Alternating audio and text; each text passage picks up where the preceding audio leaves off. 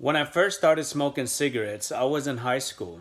I would skip class with some of my friends and we would go up to the base of the mountains, which was a popular place for people to hang out when they were cutting class. Everyone said that it was a good buzz and I had to try it. And I was curious about the buzz, but more importantly, I wanted to feel like I was part of the cool kids. I thought if I do this, I'll be part of the popular group.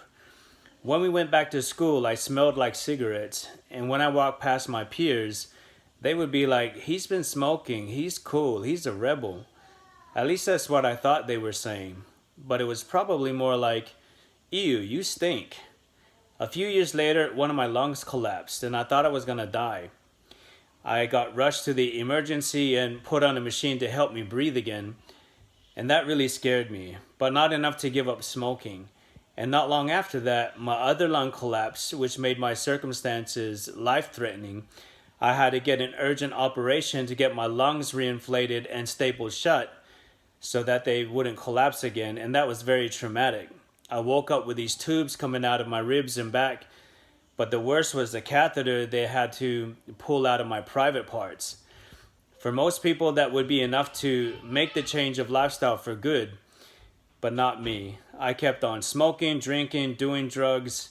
Only this time I picked up pain pills as another substance to add to my cocktails thanks to my operation. Long story short, it took for me to get to a point where I was wheezing in my breathing before I thought, if I don't stop, this will kill me. And for those of you who smoke and wheeze when you breathe, you know how scary that is. Not to mention the biggest turnoff. Imagine trying to date someone and you're wheezing when you're talking. It's really sexy. Even though I haven't smoked in 7.5 years, my lungs don't expand like they used to, and I still wheeze every now and then. I don't spit as much tar out of my lungs like I used to, but my health will never be the same. And who knows if one day that decision to smoke, just to be cool, will claim my life. So my message is this. You don't need to smoke, drink, or do drugs to be cool. And anyone that is trying to talk you into it is not cool and does not care about you.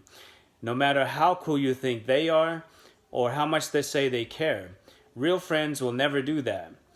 Be your own friend, even if it means being on your own. No one may think that you're cool, but everyone will respect you because you respect yourself.